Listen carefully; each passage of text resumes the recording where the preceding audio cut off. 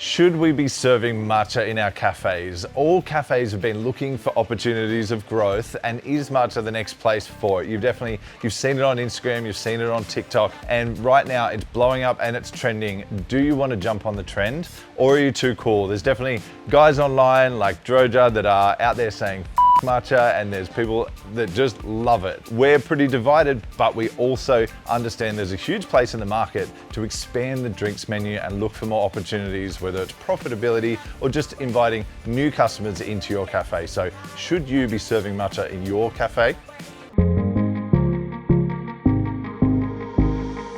So I've got my little matcha bowl here, and I could be making a more traditional matcha, and that is something you could consider if you're doing a traditional style matcha, but there is syrups these days. And why would we look at this? We would look at it for a number of reasons. In a cafe sense, we're always looking at ways to improve the menu. We want the menu to be interesting. We want the menu to appeal to more people. Don't get me wrong, I get it. I'm a coffee guy and I would love to just be selling coffee to everyone, but there's a huge market of people that don't drink caffeine, they can't handle it, or they just don't like it. Matcha is actually quite a nice little buzz for those that don't drink caffeine. It's got a much smaller portion, it's more like a tea kind of caffeine. So I would think about those people. We've always had things like turmeric, which are pretty random on the menu, but they're interesting to some people. We've always had chai.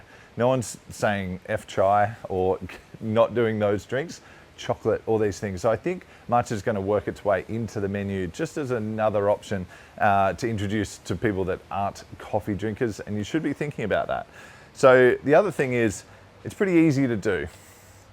So having staff that aren't like fully qualified baristas, being able to fill up a cup with a bit of liquid, have a cold drink station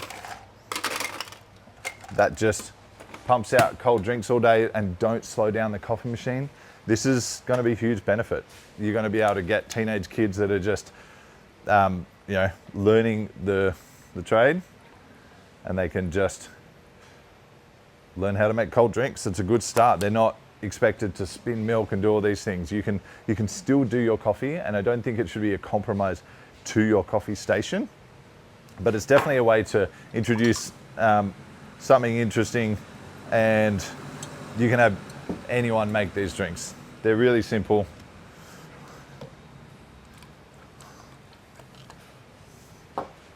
And they're effective. So something you've probably seen, something like this, where we're seeing it beautiful on Instagram, pouring over the top. This is marketing. All it is just good marketing.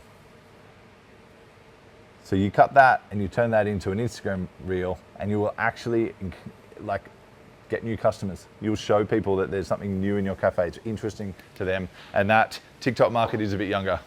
And that is a simple drink to make. And I'm also using oat milk. This is another thing. Health conscious people are looking for things that aren't coffee.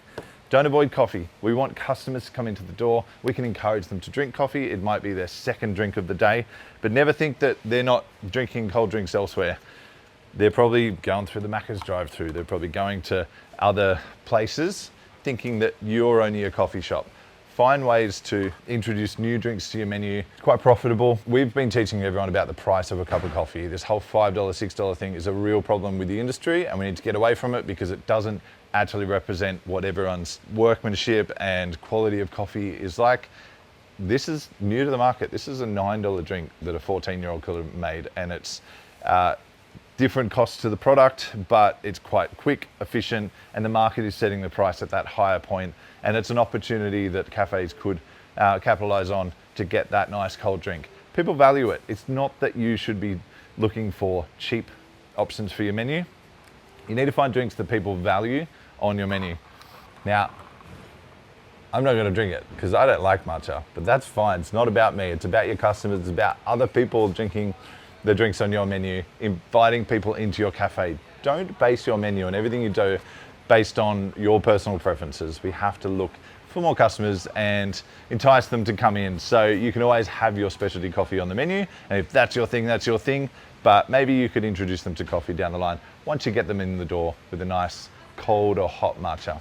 So that's my thoughts on it. I'm definitely not here saying F matcha, but I totally respect everyone in the industry doing what they do, and I respect cafes for making their choices. Is this on your menu? Do you kind of wish it was on your local cafe menu? If you're in Australia and you want to try matcha and see if it suits you, jump on our website. We'll put some links in the description below.